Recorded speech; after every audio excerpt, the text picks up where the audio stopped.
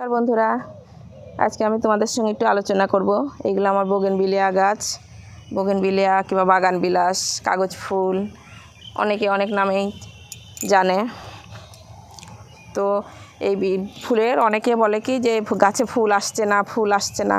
আমি এখন এই সময় ফুল চাইছি না, মানে জানুয়ারি মাসে পুষ্প প্রদর্শনী হয়, সেই সময়তে আমি ফুলটা চাইছিলাম।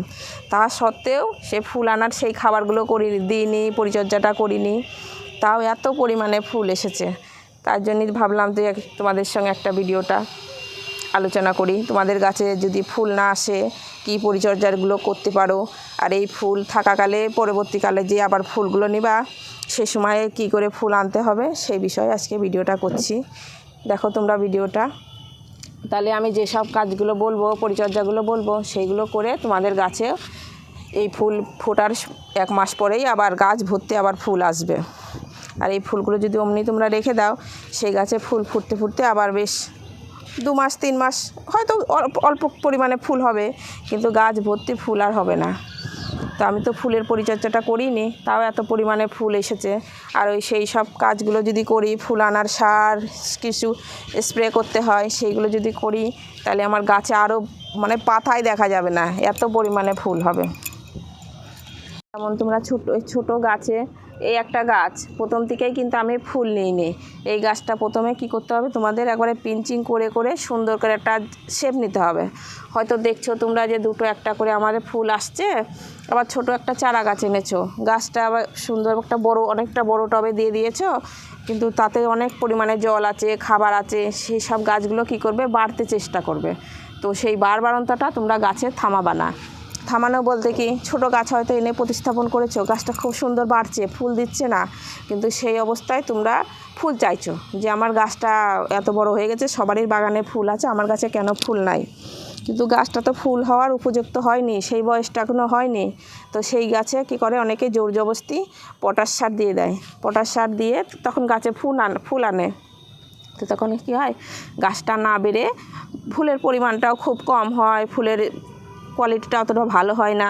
যে গাছ ভর্তি একটা ফুল ফুটলে যেমন দেখতে কত ভালো লাগবে, সেটা হয়তো ফুলটা হলো, ফুলের পাপড়িটা ছোট হলো, আর গাছ যখন নিজের থেকে খুব সুন্দর হয়ে যাবে, যখন যে ফুলটা দেবে সেই ফুলটাই বেশি ভালো হয়।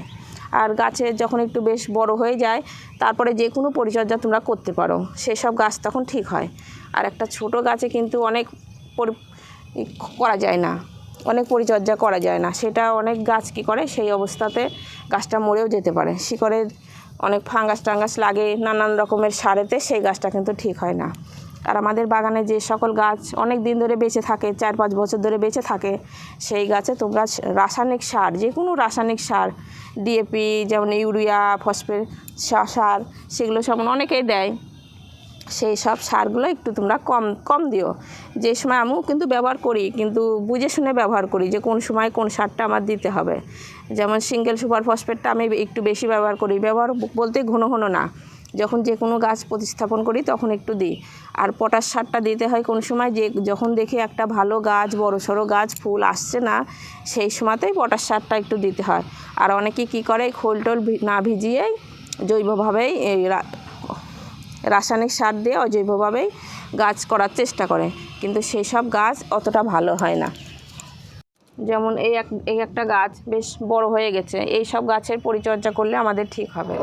যেমন যদি তোমাদের হয়তো গাছে ফুল আসছে না, তাহলে কি করো, মাটিটা একটু খুঁড়ে দিয়ে একটু সিঙ্গেল সুপার ফসফেট, একটু লাল পটাশ, একটু বলতে 1 চামচা মতন, এইটা আমার 8 ইঞ্চি টব আছে, এতে তোমরা 4 চামচার 1 চামচা মতন করে দিয়ে দাও।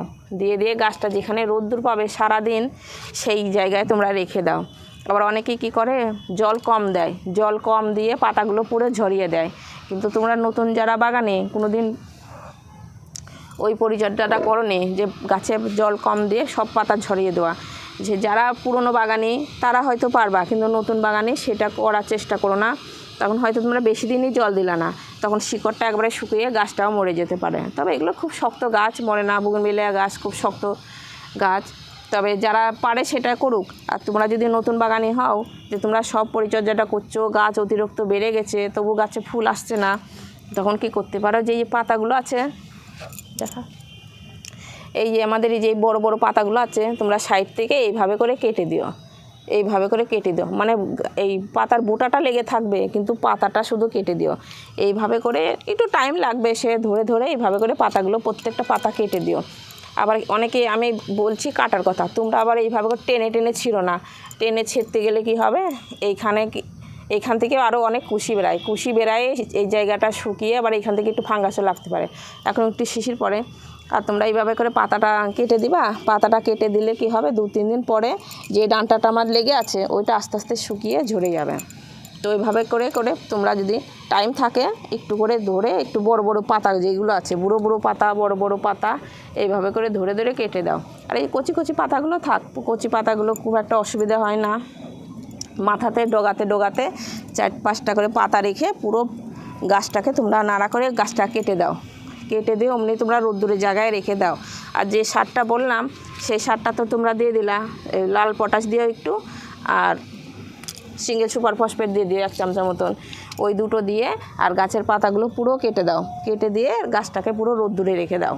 আর যে পরিমাণে তোমরা জল দিতা, যে টবের মাটি একবারে স্যাঁতস্যাঁতে করে ভাসিয়ে, সেই জলের পরিমাণটা একটু কম দাও। যেখানে প্রত্যেক দিন তোমরা 1 মগ দিতা, জলটা তোমরা একটু কমিয়ে দাও, দিয়ে সেইভাবে করে করো।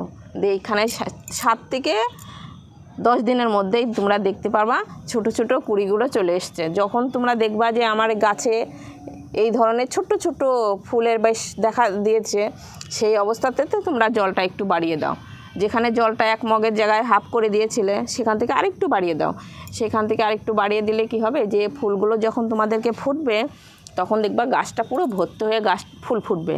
আর এই সময়তে এই গাছ যে সময় ফুল ফোটার সময়টা হয় যে কোনো গাছ, তখন কি করবা, তোমরা ছায়াতে রাখবা না, একবার বেশ রোদ্দুরের জায়গায় যেখানে সারা দিনের রোদ্দুরটা পায় সেইখানে তোমরা রেখে দাও। রেখে দিলে পরে দেখবা তোমাদের গাছ ভর্তি ফুল ফুটবে। আর যখন এই ধরনের ফুলটা ফুটে যাবে, যখন এই ধরনের গাছে পুরো ভর্তি হয়ে ফুল ফুটবে, তখন কিন্তু তোমরা ফুলে জলের টান দিও না। যেখানে যেমন আগে দিচ্ছিলে 1 মগ কিংবা 1.5 মগ 2 মগ টব অনুযায়ী দিতে হয়, সেইভাবে করেই তোমরা জল দিতে থাকো। আর এই যখন দেখবা গাছ ভর্তি ফুল আছে, এই সময় তো তোমরা যদি জলের টান দাও, হয়তো 2 দিন 1 দিন জলই দিলে না, তখন কি হবে, যে ফুলগুলো এসেছে গাছ ভর্তি ভর্তি যে ফুলগুলো আছে, সেই ফুলগুলো কি করবে, সব ঝরে যাবে, তাড়াতাড়ি ঝরে যাবে। আর আমাদের এই সব বোগেনভিলিয়া গাছ একবার যদি ফুল ফোটে তাহলে কিন্তু অনেক দিন থেকে যায়, প্রায় 1 মাস 1.5 মাস ধরে অমনি গাছটা থেকে যায়। তো আবার যখন দেখবা যে কোনো গাছ ফুলটা আমার বেশ মাসখানেক হলেও ফুটে আছে, ফুলের রঙটা একটু চেঞ্জ হয়ে গেছে, উল্টো পাল্টা হয়ে গেছে, কালারটা রঙটা ফ্যাকাশে হয়ে গেছে, তখন কি তোমরা কি করবা, এই একটা কাঁচি নিয়ে, যেমন একটা থোকায় থোকায় ফুল আছে দেখি, একটা থোকাতে একটা ডগাতে এত পরিমাণে যে ফুল আছে, তোমরা কি করবে, এইভাবে করে একটা ডগায় ধরে তোমরা কেটে দিবা।